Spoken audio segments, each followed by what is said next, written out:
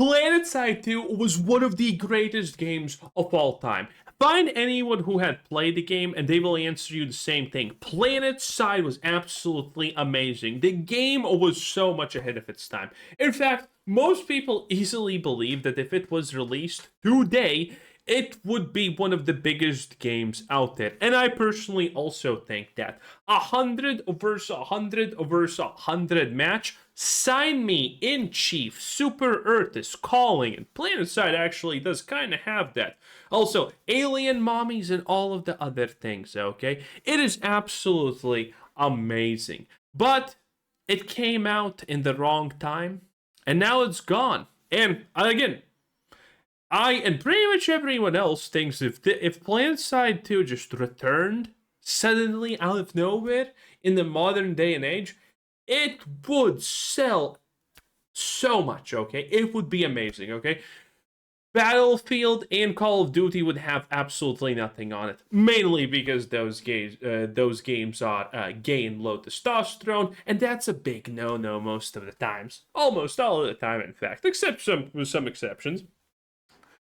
So, it's sad that PlanetSide left, but it was definitely an experience if you were there at that point. Man. Once upon a time, an unholy matrimony was conceived between MMO and FPS. Thus, PlanetSide was born. 3 warring factions fought for 13 years until the server shut down in spectacular fashion. Nearly a decade later, PlanetSide 2 has been suffering a tragic decline in players. As a seasoned veteran of the game, I believe to be capable of giving you an unbiased look at this diamond in the rough that could have been so much more. First off, the 3 main factions. The Terran Republic attempts to bring order and authority. Oh, look at this. Tell me this is not exactly what you want.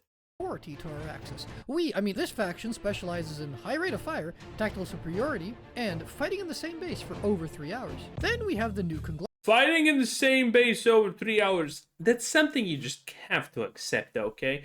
It is a massive world with opportunity, and all of that opportunity comes with a price.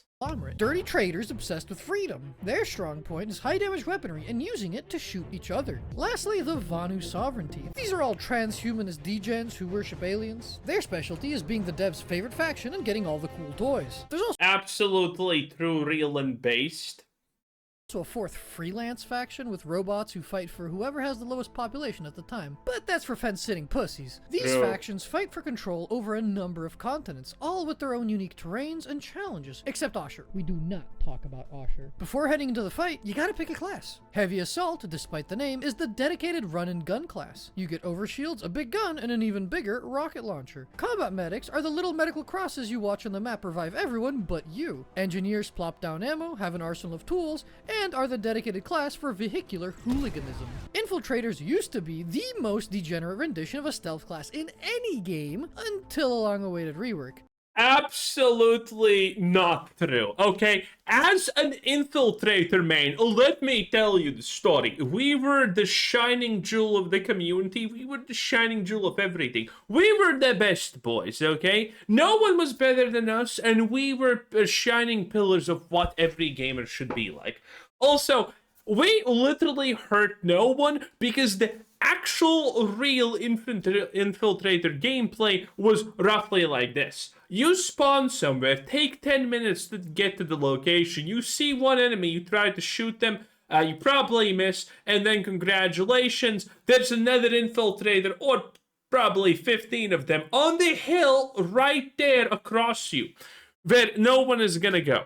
And turns out 10 more of your infiltrator buddies are on this hill. And now the game just devolves in this giant, okay, there's the battleground right here in the middle, but the infiltrators are fighting here, and they're not gonna go close to each other. They're just gonna shoot each other behind rocks and hills and stuff like that. That was the prime infiltrator gameplay. If you ever did anything else, you were playing the game just wrong. It is what it is. game until a long-awaited rework. To any infill mains salty about the changes, eat shit! The Max is technically a class, but needs a resource to equip it. Yep. It's a tanky suit of power armor with 2 guns that you put on and then spend most of your time yelling for repairs. Last but not least, the Light Assault. This class has a special place in my heart. They get Jetpack. C4, a jetpack, and a dream. There's also build variety between the classes through implants. These function like a perk system, with different enhancements. Whoa, I didn't even know implants were a thing. Holy. And playstyles, like putting on infrared vision and spamming smoke grenades for free kills. It wouldn't be a good combined arms game without some vehicles. The Harasser lets you live out the Mad Max fantasy for real, Sunderers act as spawn points for base assaults, and the 3 faction-specific tanks all have unique abilities. Air traffic is mostly Empire-specific fighters either dogfighting or deciding to end the lives of anyone trying to have a good ground fight. There's also Minecraft. Ants mine Cortium for players to craft entire fortresses, capable of blockades, spawning vehicles, but mostly for spamming orbital strikes. Whoa, I did not even know this. This game has been a long way. These are all shenanigans in the grand scheme of things. The real one-of-a-kind thing PlanetSide 2 has to offer is scale. I'm not talking Battlefield scale, where a lobby could be 64 or 100. No, Battlefield scale has nothing on PlanetSide. There's a reason they have the word planet in its name, because it's a hint.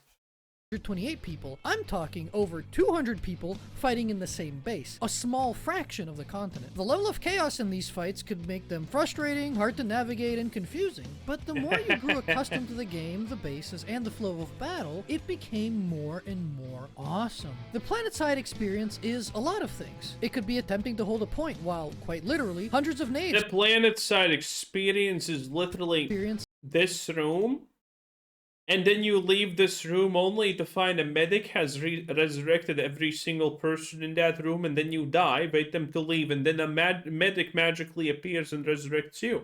That's the PlanetSide experience.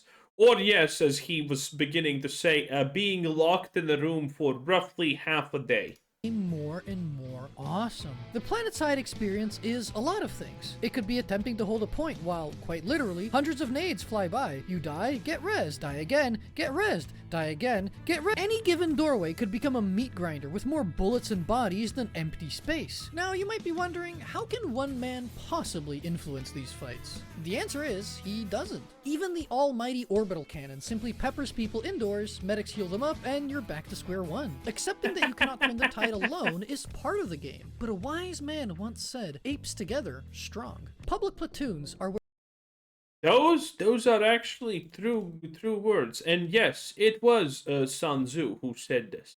The art of war. Strong. Public platoons are where PlanetSide truly shines. The way a faction wins is by triggering an Also, alert. wasn't it actually apes strong together? Through certain conditions on a continent. At the end of the timer, the side with the greatest territory control gets rewards and locks the continent for their empire. Outfits, acting as guilds, are the invisible hands that move the pieces across the board, or just zerg in a straight line. Powerful outfits have access to war assets, the greatest of which is the Bastion Fleet Carrier, a flying battleship that acts as a raid boss in the sky. More importantly, outfits often do public platoons open to whoever. Bro, this game was lit when I played it 5 decades ago because I'm clearly a vampire. Not the sexy little girl kind. Forget everything I said. It's a joke. You have to please keep my monetization. By the way, like and subscribe right now. It takes less than a second, and forget everything. This channel is pure satire, okay? I was not on Epstein's list.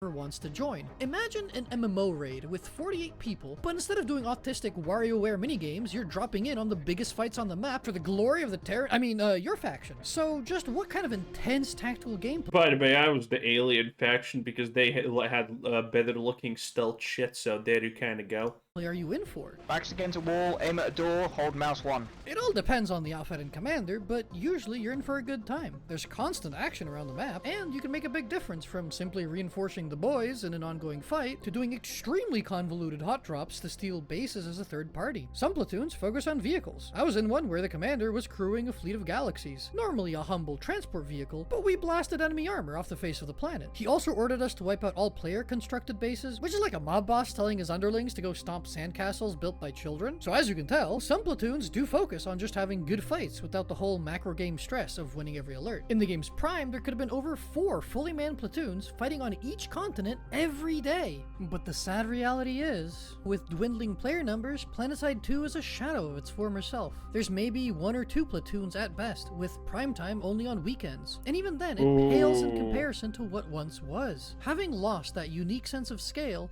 the game isn't the same anymore. So, how did we get here? Well, for one, Yeah, when the game dropped, everything looked like this. It was an experience, true. having lost that unique sense of scale, the game isn't the same anymore. So, how did we get here? Well, for one, is the game balanced? No, absolutely not. I mean, most people can't figure out what's the difference between class. See this mech? Yeah, get that mech and use it, and suddenly you understand, wait a minute, why the fuck did I pay money for this? Maximum point.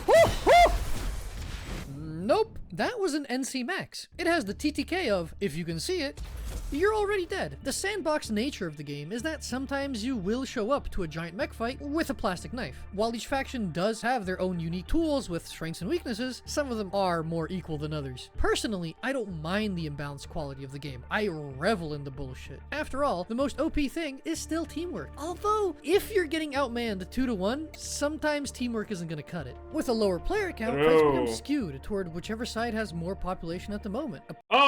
Even without the lower player count, this used to be an absolute massive issue, by the way. Okay?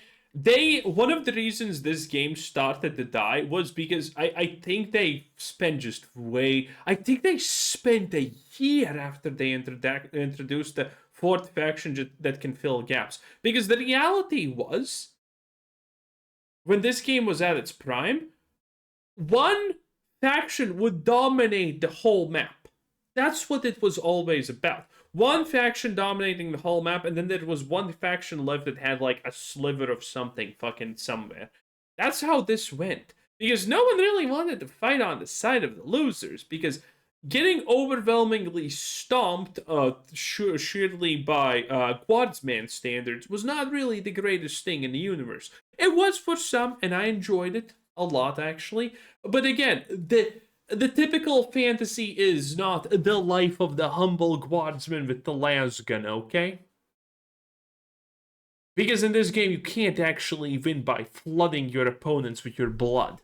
Population at the moment. Apart from faction strength and pop disparity, it's an asymmetrical game. Often you might be getting double teamed with 0 chance of winning alerts, which so happen to be a great way to farm. This being an MMO and everything, there's also the grind to handle, which has been alleviated through the years, but some things remain a huge time sink, like implants. Want to know how long it took? Oh yeah, I remember just unlocking the guns that I wanted. One of the early things that actually ruined a lot of things, like PlanetSide 2, like Stripe's Ascend, if you actually remember that one, was that they were fundamentally actually really good and fun games. But, and by the way, if you want to hear bullshit about stealth classes, then yeah, Stripe's Ascend was the one, okay? Boys, listen, what can I say? A rogue in World of Warcraft, an asshole everywhere. It is what it is, and I ain't complaining. Trust me, I ain't complaining. I revel in this stuff. But yeah, unlocking a weapon in these early games when when everything was not functionally figured out by, bullshit like Call of Duty, how things are supposed to work. In these games, it took you literally sometimes a week of playing to unlock a single gun. Or do something like that. It was horrible, okay? It was really horrible in a lot of situations. And I didn't enjoy it, and a lot of people didn't enjoy it. Again, in Tribes Ascend, how long did it take me to unlock the sticky grenade launcher for the stealth class? I don't remember, but a lot. A fucking lot. Too long, in fact. And this is how these games died in the early days, when they were, gaming wasn't as big as it currently is and whatnot. They died by Star Wars Battlefront 350 years to literally unlock Vader type shenanigans. It was sad. Me to get all of mine? 5 minutes, actually. I obtained my implants through fraud. You could buy a loot box containing a random implant and some ISO 4. Literally take out your Ethernet cable while in the buy menu, spam click the purchase button a million times, then turn the internet back on. You'd have a million implants and a gorillion ISO 4 to craft what you didn't get. And yes, I'm past the statute of limitations on defrauding a video game company. Speaking of which, the developers have been on a rocky road, from the studio changing hands twice, to a Dead on Arrival cash grab spin-off, and hiring a YouTuber to become the lead dev, who actually did a pretty good job. I kinda miss Rel. There were also the now discontinued Outfit Wars, tournaments for organized play, which exacerbated the problems with faction and population imbalance and turned into shit shows. So much so, there's this very Oh yeah, and then there was that fucking magical great time of everything needed to be a competitive game from day one. Man, gaming has had quite a few rough moments, huh? aware reminder in the shop. While graphically impressive, PlanetSide 2 is a very CPU-intensive game and can be hard to run. I'm fortunate enough to make the game look nice now, but most of my time spent playing it used to look like this. Despite the potato settings, the game's been mired by bugs. I didn't fucking care at all. Bugs, crashes, and just shit breaking all the time, like when Sunderers could turn their guns into death lasers. And yet, all of this is nothing compared to the true killer of PlanetSide 2. The libs. That's right, I'm getting political, it's the fucking libs. Specifically Liberators, the most OP vehicle in the game. It's got not one, not two, but 3 guns! What are you supposed to do when a lib just sees you? It can decide to just... It wasn't the libs though, was it? I don't actually have the answer as to what killed it, but it also doesn't matter. I think it was the monetization and the early per optimization. Again, it was a very common to play PlanetSide. I'm very sure that this killed it, by the way. It was the fact that you could spawn in, doesn't matter on which side you are, and then it took you like 15 to 20 minutes just to get to the location shit's actually happening in, because you're not dropped in the right place. Or, for some reason, it says that a battle is going on here, but you go there and there's literally nothing there. And the battle is happening somewhere, and you find it and you're like, wait a minute, it says nothing's happening here, what the fuck? I think that was it, and the poor monetization. The everything else didn't matter. PlanetSide 2 is simply one of the most ambitious games of all time. It's a game that was ahead of its time, but now slowly running out of it. A shame too, because there's nothing else like it, and barring a 3rd installment, nor will there be. As it stands now, it's still unique, full of character, and kept alive by the fantastic community. Every TR I fought beside, every VS at the end of my tank barrel, every NC I saw get blasted by a teammate. The devs, designers, artists who built and sustained this project. The platoon leaders who see through the chaos to give us amazing battles. Even now, there's yet fights to be had. But if and when the time comes for the last sunset on Araxis, I'll be there to watch the meteor shower with all of you, PlanetSide. Man, again, I think this has such a tremendously high potential of a future. If it comes back, it's actually absolutely, without question, insane. PlanetSide was an experience, and I think it was one of the best experience easily.